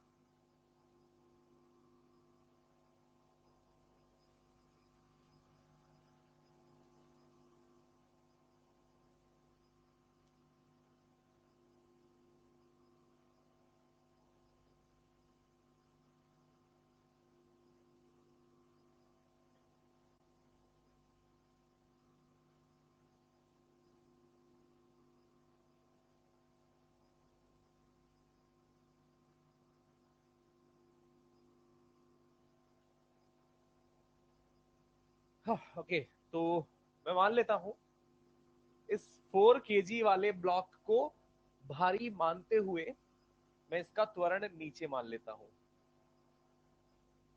इसे हल्के मानते हुए इसका त्वरण ऊपर मान लेता हूं। यहां तनाव T है तो यहां T, यहां T तो यहां, और मैं लिखूंगा 2T ऊपर त्वरण नीचे, तो माइनस के साथ 2T गुणा एक्सेलरेशन ए का। तनाव भी ऊपर 1 किलो के ब्लॉक पर और त्वरण भी ऊपर, तो यहां पर T के साथ एक्सेलरेशन बी का, और ये दोनों ब्लॉकों का T डॉट ए करके 0। जो नेगेटिव वाला है वो एक तरफ ले लेता हूं, T से T काट देता हूं, तो एक्सेलरेशन बी बराबर 2 गुना एक्सेलरेशन ए का। एक्सेलरेशन ए का मान मैं ए मान लेता हूं, तो अपने आप बी का मान यहां 2a हो जाएगा। फिर मैं समीकरण लिखता हूं सबसे पहले तो इस वाले टी के लिए, यहां हाथ रखा और मैंने कहा टी बराबर एम बिलो इनटू किधर जा रहा है, तो कितना आ जाएगा 12। सही।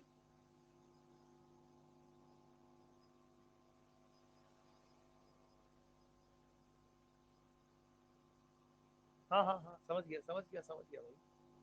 तो यहां से ये हो जाएगा एम बिलो 1, और ये हो जाएगा जी यानी 10 प्लस 2a। उधर से यहां से क्या मिलेगा 2t बराबर एम बिलो 4। किधर त्वरित है, तो 10 माइनस ए। टी का ये मान यहां रख देता हूं, समीकरण 2 और समीकरण 3 से। समीकरण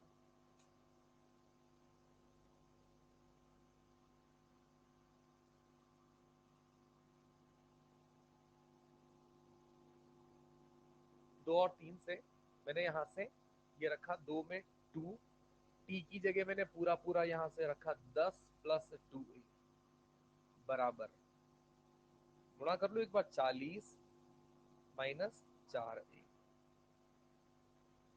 तो 10 गुणा 2 20, और ये इधर 40, तो इधर बचा 20। ये यहाँ पर 2 गुणा 2 4a, और उधर जाके 4a 8। तो a बराबर 2.5। तो a का मान यानी एक्सेलरेशन a का त्वरण कितना आ गया 2.5 मीटर पर सेकंड स्क्वायर किधर, तो इसका त्वरण कितना आ जाएगा 5 मीटर पर सेकंड स्क्वायर किधर ऊपर। बचा क्या t, तो t का मान 2a कितना है 5, तो 10 और 5 तो 15 न्यूटन आना चाहिए।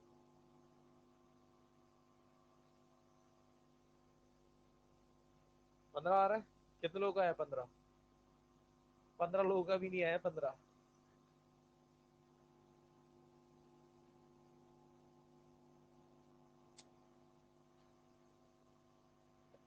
ऐसी जगहों से पता लगता है कि यार दिमागी स्तर कितना विकसित हुआ है, सच्चाई ये है।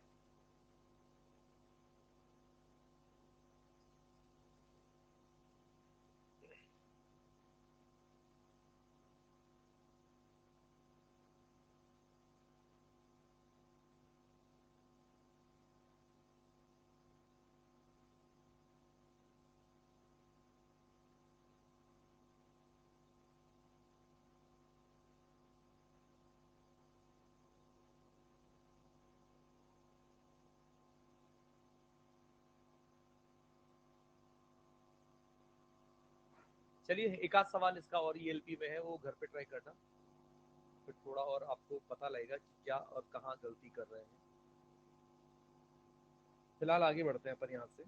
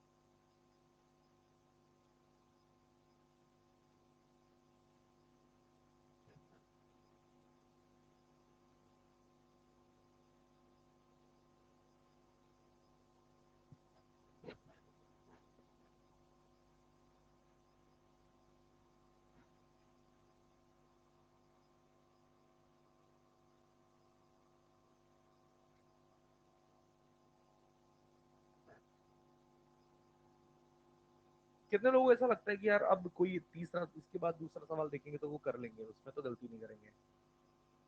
इसमें भी 5-7 लोगों को ही लगता है, बाकियों को कुछ नहीं लगता कि अब गलती नहीं होगी ऐसा? अरे बोलो, कोशिश कर सकते हैं, करके देखियो। एलपी में है एक सवाल और ऐसा, एक बार तसल्ली से इन्हें देखना ऐसे सवाल को क्या कर रहे हैं। कर वही सेम काम रहे, रूटीन प्रोसेस कर रहे हैं। आपकी आदत कैलकुलेशन को लेकर थोड़ी सी कमजोर है। जहां पे 2-3 समीकरण देखोगे कैलकुलेशन में फ्री, क्यों वही मेरे? अरे कहाँ पीछे देख रहे, तेरे से ही बोल रहा हूँ। ये हुआ था नहीं हुआ? ये वाला, इसका आंसर कितना आया था? कितना आया था? आ गया था उधर।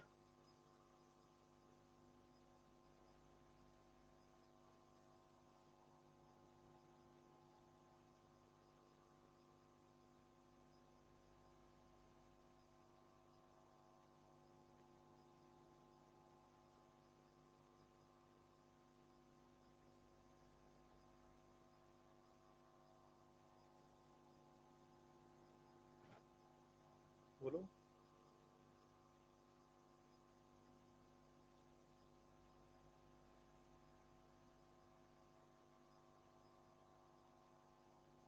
कितना आएगा? पुली पर नीचे कितना बल है, तो ऊपर जुड़ी दोनों रस्सियों में कितना कितना तनाव आ जाएगा। ये सेम तनाव यहां से यहां तक अप्लाई होगा। इसका फ्री बॉडी डायग्राम जब बनाएंगे तो इस 5 किलो के ब्लॉक पर कुल बल ये तनाव ही हो पाएगा। इसका द्रव्यमान 5 kg हो पाएगा और इसका त्वरण निकालना होगा। तो हम लिखते हैं कुल बल तनाव बल बराबर द्रव्यमान गुणा त्वरण, और तनाव बल का मान यहाँ से 10 न्यूटन है। तो 5 गुणा E बराबर 2 मीटर पर सेकेंड।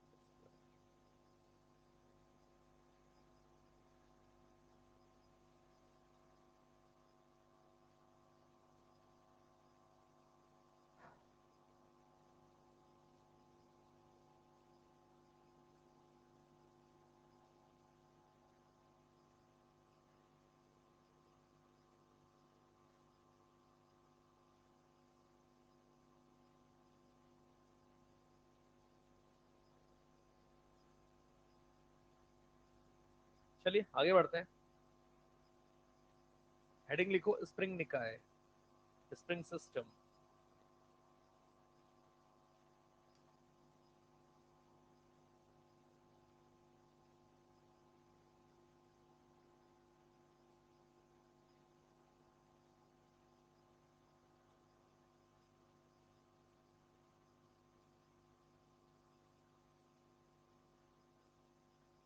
स्प्रिंग एक इस प्रकार की एक वस्तु जिसके लिए आप जानते होंगे कि जब उस स्प्रिंग को उसकी वास्तविक लंबाई नेचुरल लेंथ बोलते हैं,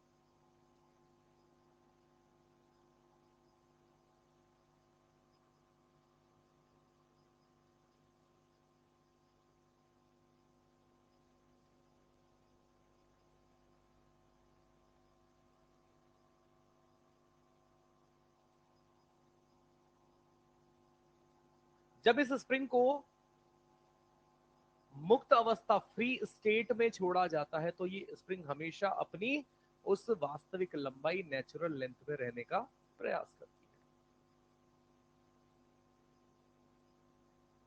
जब हम इस स्प्रिंग को इस प्रकार से पिचका देते हैं जिससे कि इसकी लंबाई इसकी नेचुरल लेंथ से x घट जाए, कम हो जाए, सिकोड़ दी अपन ने इसे, तो इस स्प्रिंग का क्या प्रयास होता है? अपनी उसी वास्तविक उसकी मूल लंबाई में वापस से जाने का प्रयास ये करती है। और उस प्रयास में जाने के लिए ये स्प्रिंग इधर किधर बल लगाती है? बाहर। किधर बल लगाती है? यानी ये कैसा बल यहां पर लगाती है? पुश। और वहीं यदि इस स्प्रिंग को इसकी मूल आवृत्ति से, मूल लंबाई से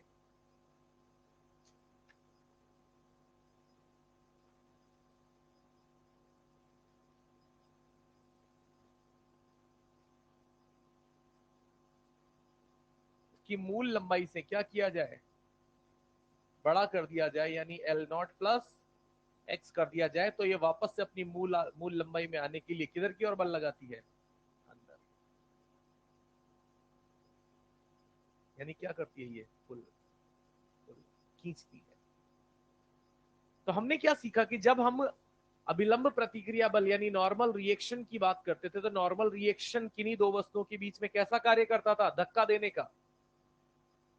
अभिलंब प्रतिक्रिया बल से हम किसी चीज को खींच सिर्फ क्या कर सकते थे, धकेल सकते थे, और रस्सी से हम किसी चीज को सिर्फ धक्का नहीं दे सकते थे। और स्प्रिंग ऐसी है जो दोनों काम कर सकती है। और ये कब क्या काम करेगी, ये किस बात पर निर्भर करेगा कि ये मूल लंबाई से पिचकी हुई है या फैली हुई है। अगर मूल लंबाई से पिचकी हुई है तो ये दोनों जुड़ी हुई वस्तुओं को बाहर की ओर धक्का देने का काम करेगी, और अगर मूल लंबाई से फैली हुई है तो दोनों चीजों को अपनी ओर खींचकर अंदर की ओर लाने का प्रयास करेगी। तो कब ये स्प्रिंग रस्सी जैसा व्यवहार दिखाएगी और कब नॉर्मल रिएक्शन जैसा व्यवहार दिखाएगी, ये सवाल पर दी गई जानकारी पर निर्भर करेगा कि रस्सी की स्प्रिंग की मूल लंबाई से इसे सिकोड़ कर रखा गया है या फैला कर रखा गया है। मानते हैं? पर जो बल लगता है उस स्प्रिंग के दोनों सिरों पर, वो बल कैसा लगता है, परिमाण में बराबर। यानी अगर इधर से ये कुछ बल F लगाती है तो इस सिरे पर भी बल F लगेगा। कुल बल इस स्प्रिंग पर क्या रहना चाहिए, 0। सही बात है। बिल्कुल ऐसे ही जितने बल से इधर इस किनारे को अंदर खींचेगी, उतने बल से इस किनारे को अंदर खींचेगी। बल में अंतर नहीं होगा, दिशा में क्या होंगे, दोनों किनारे पर विपरीत बल होंगे, परिमाण में बराबर बल होंगे दोनों वस्तुओं पर, उधर और इधर। सही बात, समझिएगा। हमने जैसे कहा कि यदि एक वस्तु इस प्रकार से है और ये एक स्प्रिंग के साथ जोड़कर अपन ने कुछ ऐसा लिख दिया है, और इसको कहा जाता है NL। NL का मतलब है नेचुरल लेंथ, जिसको मैंने कह दिया x बराबर। और अगर इस वस्तु को हम यहां से इस तरफ विस्थापित करते हैं, इस वस्तु को इस x बराबर 0 से किधर विस्थापित किया, पीछे, ऋणात्मक विस्थापन यानी ऋणात्मक x अक्ष की ओर विस्थापित करके हमने यहां पर इसको यहां ले आए, तो इस पर बल किधर लगेगा, आगे, इस तरफ, F स्प्रिंग। तो मैं लिख सकता हूं इस x, जो यहां पर x है, ये ऋणात्मक दिशा में है, तो बल किधर लगा, धनात्मक दिशा में। और यही चीज अगर अपन यहां पर देखते हैं कि अगर इस स्प्रिंग को फैला कर कुछ ऐसा रख दिया गया है, यानी ब्लॉक पर विस्थापन कैसा है, तो बल किधर लगेगा, वापस इस माध्य स्थिति या इस मूल अवस्था की ओर लगेगा, F स्प्रिंग अपना ऋणात्मक लगेगा। इसका कहने का कुल मतलब यह है कि यदि इस प्रकार से हम बल के और इस विस्थापन x के रूप में बात करते हैं, तो ये क्या हो जाएगा, -x। तो जब हमने विस्थापन कैसा दिया, ऋणात्मक विस्थापन दिया, तो बल कैसा लगा, धनात्मक, पॉजिटिव, प्लस है। और जब विस्थापन कैसा दिया, धनात्मक, तो बल कैसा लगा, ऋणात्मक। ये हो गया। और इसी संबंध से हम क्या समझ में आता है हमें कि F जो है वो -x के समानुपाती है, क्योंकि यहां पर जो इसका ढाल है नेगेटिव है, और इस ढाल को मैं किससे व्यक्त कर सकता हूं, -k से। तो ये क्या हो जाएगा, F स्प्रिंग बराबर -kx। और इसी को हुक्स लॉ भी कहते हैं। इसमें क्या होता है बेटे कि जब किसी एक इस प्रकार की वस्तु जो प्रत्यास्थता का गुण रखती है, उस प्रत्यास्थता के गुण में जब आप उसका एक अल्प विस्थापन देते हैं, तो अल्प विस्थापन के समानुपाती परंतु दिशा में विपरीत एक बल लगता है, उस स्थिति को हुक्स लॉ कहते हैं, उस नियम को हुक का नियम कहते हैं। यदि ये विस्थापन बहुत ज्यादा हो जाए, यानी स्प्रिंग को अपनी औकात से भी ज्यादा खींच दिया जाए, और जब आप उसे छोड़ोगे तो उस स्प्रिंग का वापस अपने उस मूल अवस्था में आना निश्चित, वहां पर क्या हो जाता है, वहां परमानेंट डिफॉर्मेशन आ जाता है, यानी वहां पर एक प्रकार से प्लास्टिक यानी इलास्टिक, प्रत्यास्थ, अप्रत्यास्थ, वहां पर अपन उस रेंज में चले जाते हैं। अप्रत्यास्थता की रेंज में जाने पर वापस से उसका उसी मूल अवस्था पर आना निश्चित नहीं रहता। उसमें जो विकृति आती है वो उसमें हमेशा के लिए सदैव विकृति बनकर रह जाती है। जैसे पेन की स्प्रिंग, पेन की स्प्रिंग के साथ कभी खेले होंगे तो थोड़ा बहुत आप उसके पिचकाओगे, उसको आगे खींचोगे तो वापस छोड़ने से ही अपना काम करेगी। उसको वापस पेन में, चिटपिट वाले पेन में डालोगे तो वो अपना काम करेगी। और उस स्प्रिंग को जब आप ज्यादा खींच दोगे और फिर उसको ज्यादा खींच के छोड़ोगे ना तो अपनी वापस ओरिजिनल लंबाई में नहीं आएगी। उस स्प्रिंग को फिर आप पेन में यूज करोगे तो अपना काम कभी नहीं करेगी, ढंग से चिटपिट करेगा नहीं फिर पेन। समझ रहे बात को? यहां पर फिलहाल हमने ये कहा, और ये हुक का नियम है जिसके अनुसार हम क्या कहते हैं कि बल और विस्थापन के बीच में सरल रेखीय ग्राफ हमें बनता नजर आता है। यानी परिमाण के रूप में अगर मैं स्प्रिंग बल की बात करूं तो परिमाण रूप में स्प्रिंग बल को किससे व्यक्त किया जा सकता है? केक से। ये माइनस क्या बताता है? दिशा। और दिशा किस प्रकार से बताई, मैं फिर से आपको समझा दूं कि यदि स्प्रिंग अपनी माध्य स्थिति से सिकोड़ी गई है तो बल बाहर लगेगा, और माध्य स्थिति से फैलाई गई है तो बल अंदर लगेगा। यानी जिस तरफ विस्थापन दिया है उसके विपरीत दिशा में बल लगेगा, और बल इस प्रकार से लगेगा कि वो अपनी वास्तविक लंबाई में आने का प्रयास करेगी। इसीलिए उसको रीस्टोरिंग फोर्स भी कहते हैं। क्या होगा हिंदी में? प्रत्यानयन बल, बिल्कुल, प्रत्यानयन बल।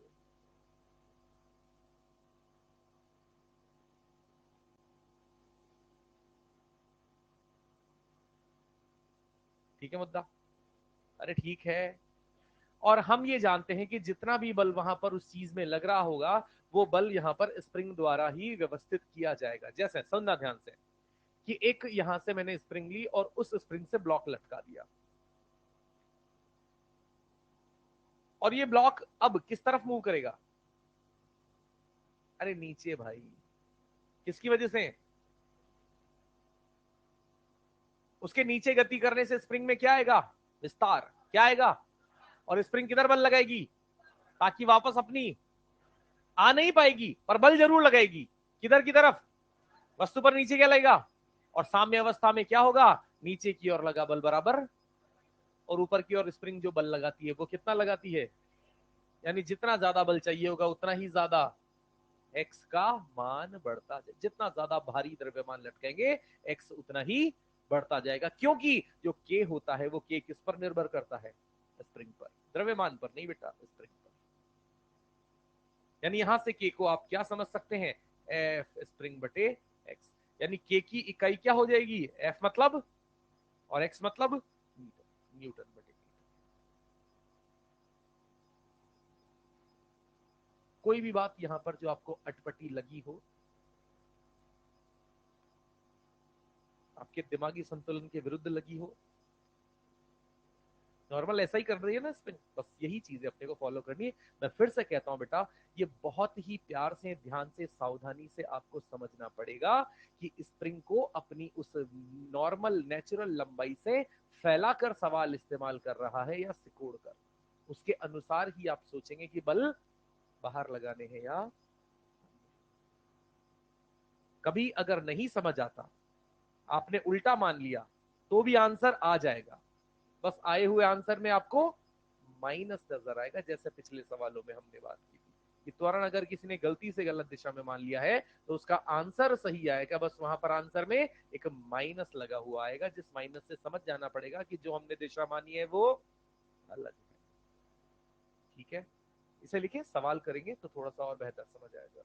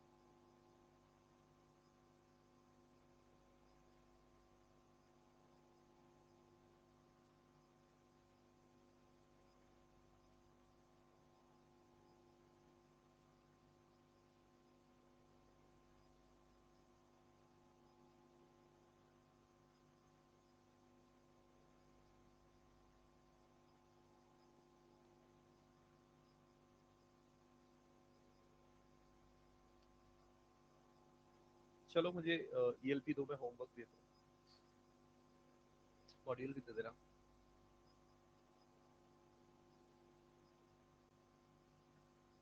ELP नंबर 8 तक तो कंप्लीट कर लेना।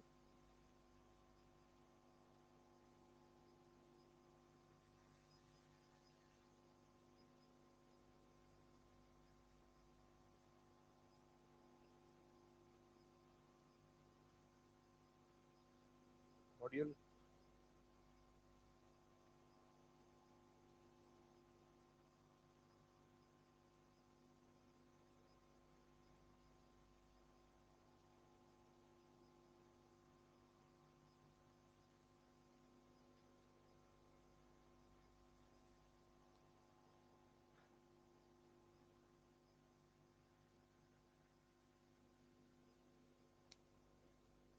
इसमें आपने टिक कौन से कर रखे हैं, जो आपने किए या जो मैंने दिए हैं? तू अलग नेता है, ऐसा कोई है समझदार प्राणी? क्योंकि इससे मुझे पता ही नहीं लगेगा कौन से दे रखा हूँ कौन से नहीं दे रखा हूँ।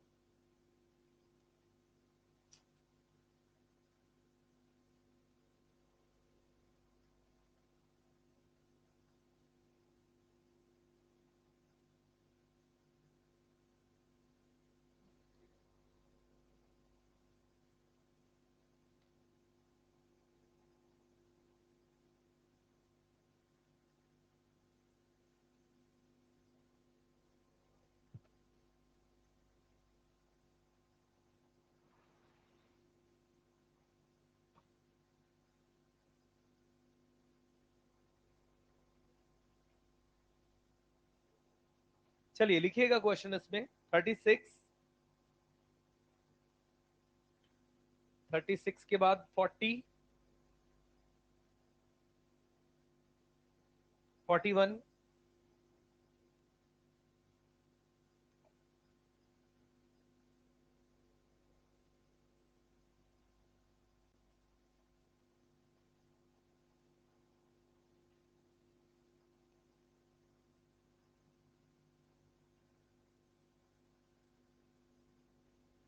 50, 51,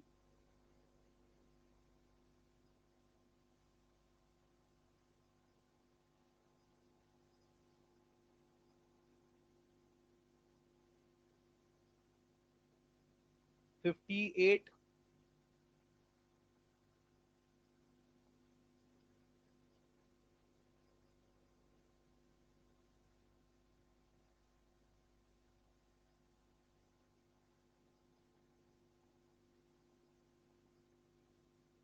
64,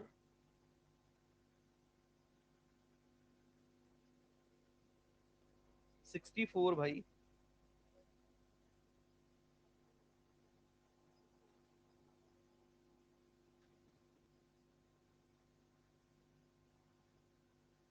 71, 72,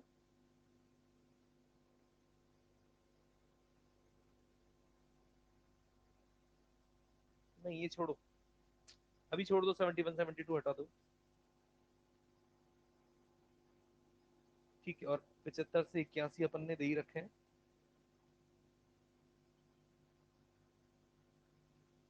ठीक है, एक्सरसाइज 3 पर आना।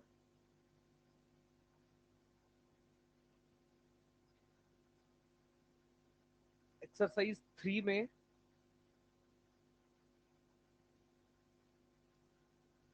क्वेश्चन नंबर 2, 4, 6, 7, 8,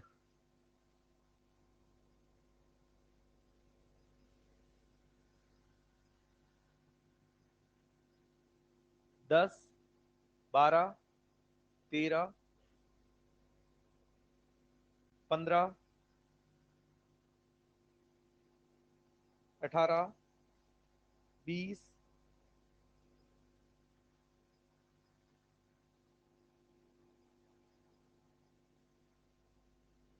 26,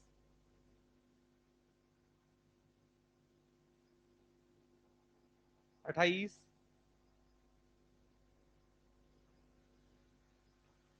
ये करें